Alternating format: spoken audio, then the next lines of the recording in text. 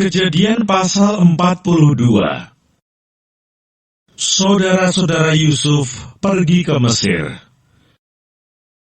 Setelah Yakub mendapat kabar bahwa ada gandum di Mesir, berkatalah ia kepada anak-anaknya, "Mengapa kamu berpandang-pandangan saja?"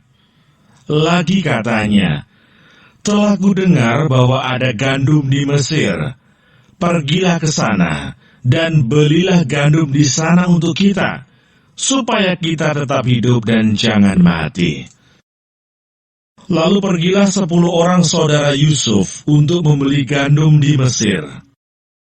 Tetapi Yakub tidak membiarkan Benyamin, adik Yusuf, pergi bersama-sama dengan saudara-saudaranya, sebab pikirnya, jangan-jangan ia ditimpa kecelakaan nanti. Jadi di antara orang yang datang membeli gandum, terdapatlah juga anak-anak Israel, sebab ada kelaparan di tanah Kanaan. Sementara itu Yusuf telah menjadi mangku bumi di negeri itu. Dialah yang menjual gandum kepada seluruh rakyat negeri itu. Jadi ketika saudara-saudara Yusuf datang, kepadanya lah mereka menghadap dan sujud dengan mukanya sampai ke tanah. Ketika Yusuf melihat saudara-saudaranya, segeralah mereka dikenalnya. Tetapi ia berlaku seolah-olah ia seorang asing kepada mereka. Ia menegur mereka dengan membentak, katanya, "Dari mana kamu?" Jawab mereka, "Dari tanah Kanaan, untuk membeli bahan makanan." Memang Yusuf mengenal saudara-saudaranya itu, tetapi dia tidak dikenal mereka. Lalu teringatlah Yusuf akan mimpi-mimpinya tentang mereka. Berkatalah ia kepada mereka, "Kamu ini pengintai. Kamu datang untuk melihat-lihat di mana negeri ini tidak dijaga." Tetapi jawab mereka, "Tidak, Tuanku. Hanyalah untuk membeli bahan makanan hamba-hambamu ini datang. Kami ini sekalian anak dari satu ayah. Kami ini orang jujur. Hamba-hambamu ini bukanlah pengintai." Tetapi ia berkata kepada mereka, "Tidak, kamu datang untuk melihat-lihat di mana negeri ini tidak dijaga."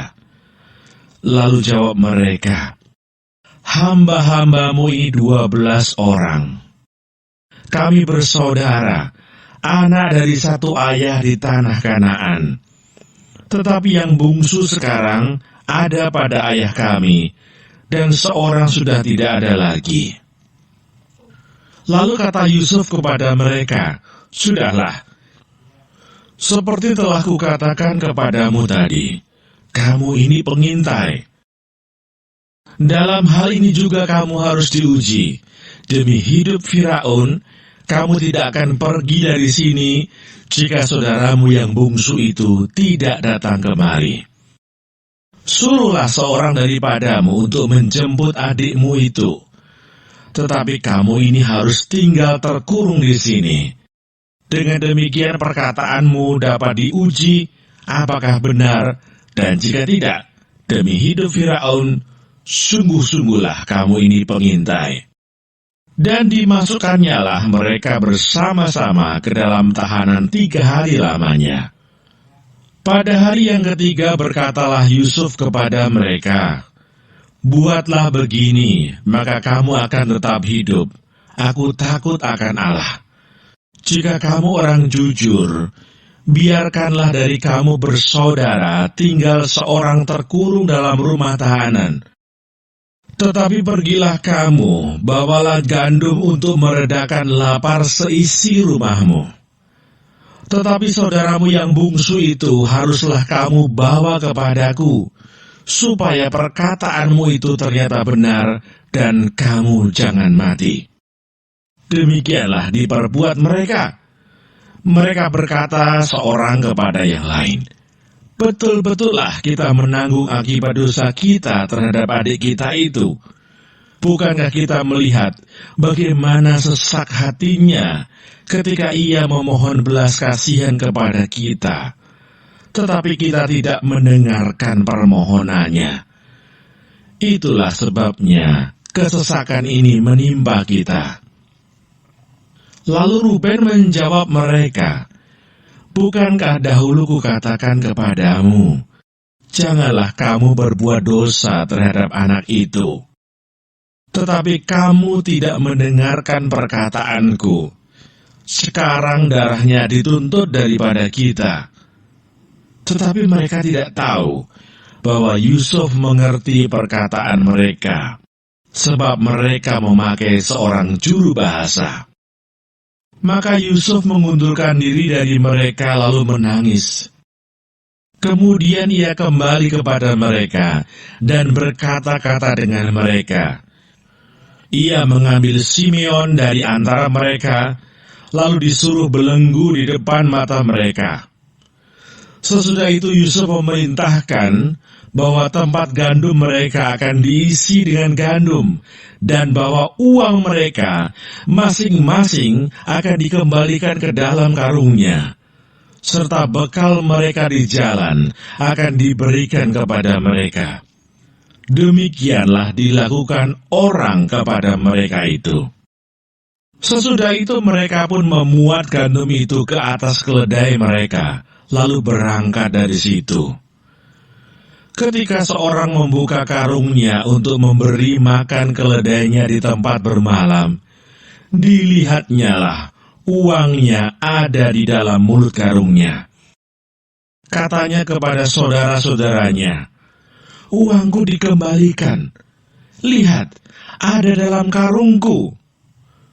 Lalu hati mereka menjadi tawar, dan mereka berpandang-pandangan dengan gemetar, serta berkata, "Apakah juga yang diperbuat Allah terhadap kita?" Ketika mereka sampai kepada Yakub, ayah mereka di tanah Kanaan, mereka menceritakan segala sesuatu yang dialaminya. Katanya, "Orang itu, yakni yang menjadi tuan atas negeri itu, telah menegur kami dengan membentak dan memperlakukan kami sebagai pengintai negeri itu. Tetapi kata kami kepadanya, 'Kami orang jujur, kami bukan pengintai. Kami 12 orang bersaudara. Anak-anak ayah kami, seorang sudah tidak ada lagi, dan yang bungsu ada sekarang pada ayah kami di tanah Kanaan.'